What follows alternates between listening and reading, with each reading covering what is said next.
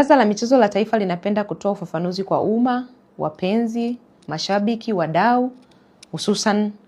uongozi na mashabiki wa klabu ya Simba kuhusu katiba iliyoidhinishwa mwaka 2026 tarehe 18 Februari. Marekebisho ya katiba ya Simba yaliwasilishwa Baraza la Michezo la Taifa kufuatia mapendekezo ya mkutano mkuu wa klabu ya Simba ambao ulifanyika tarehe 30 Novemba mwaka 2025. Kwa mujibu wa taratibu, mara baada ya mkutano mkuu kumaliza mkutano wake na kuweka mapendekezo yake kuhusu swala la katiba, yanapaswa kupata idhini ya msajili, ambaye msajili wa vyama na vilabu vya michezo aliyoko chini ya Baraza la Michezo la Taifa ana jukumu la msingi la kuchambua na kupitia ili kuona kama haya mapendekezo ya wadau au ya klabu yamekidhi na kuendana na matakwa ya sheria, kanuni na miongozo iliyowekwa na serikali ambayo ina govern sekta hiyo ya michezo. Baada ya uchambuzi wa kisheria, Baraza la Michezo la Taifa kupitia kwa msajili wa vyama na vilabu vya michezo aliridhia na kuidhinisha katiba ya klabu ya Simba ambayo ndani yake pamoja na mambo mengine mengi inahusisha masuala ya mfumo wa uendeshaji wa klabu katika muundo wa kisasa ambao pia unahusisha uuzwaji wa hisa pamoja na masuala ya kuuza hisa kwa wawekezaji. Kwa msingi huo, serikali inapenda kufafanua kwamba ilikamilisha jukumu lake la msingi la kupitia na kuidhinisha katiba ya Simba ambayo ilikuwa imekidhi matakwa ya wadau, lakini pia imezingatia matakwa ya sheria yaliyowekwa ambayo yanaongoza vilabu hivyo pamoja na sekta ya michezo kwa ujumla wake.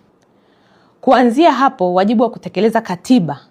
na kukamilisha mabadiliko yaliyopitishwa na wanachama wa klabu ni wa uongozi wa Simba Club yenyewe.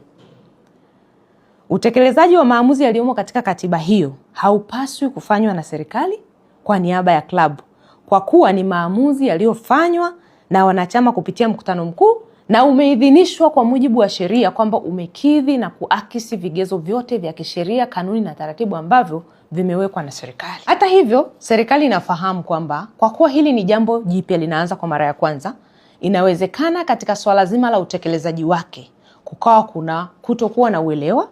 au kukawa kuna mkwamo ambao labda unatokana na kutokuwa na namna bora ya kuupeleka. Hivyo serikali inatoa wito kwa uongozi wa Simba na wadau wengine wote kwamba vyombo vyote vya serikali ambavyo kwa namna moja au nyingine vinahusika na swala hili la mchakato wa uwekezaji, hususan sisi upande wa Baraza la Michezo la Taifa ambao tunahusika na katiba, tupo tayari kuwapokea kwa ajili ya kuwapa ufafanuzi. Naomba ieleweke vema, kwa ajili ya kutoa ufafanuzi. Ufafanuzi huo hautalenga katika kubadilisha kipengele chochote cha kikanuni, cha kisheria wala cha miongozo iliyowekwa na serikali. Itakuwa ni mwongozo wa kuwapa ufafanuzi na ushauri wa namna bora ambayo wanaweza wakaenenda katika kutekeleza jambo lao huku wakizingatia katiba yao, matakwa ya wanachama wao, matakwa ya wadau wao, lakini bila kuvunja taratibu na sheria ambazo zimekwisha kuwekwa. Hivyo serikali inatoa wito kwa klabu ya Simba kutumia vyombo vyake na taratibu halali za kukamilisha utekelezaji wa katiba hiyo iliyoidhinishwa, kuwasilisha rasmi kwa mamlaka husika masuala yote yanayohitaji ufafanuzi ambayo wanadhani wanakwama. Serikali itaendelea kutekeleza wajibu wake wa msingi wa kusimamia sekta ya maendeleo ya michezo na kuendelea kushawishi na kutengeneza mazingira wezeshi kwa wadau wetu wa michezo wakiwemo vyama pamoja na vilabu vya michezo kuendelea kufanya shughuli zao katika muktadha ambao una attract maendeleo, upo kisasa, una attract wawekezaji, lakini bila kuleta vurugu za aina zozote. Wito wetu, tunatoa wito na rai kwamba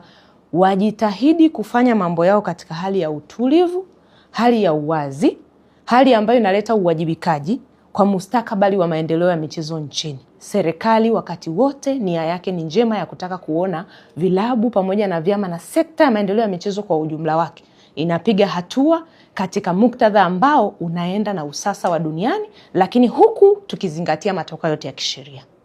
Asanteni sana kwa kunisikiliza.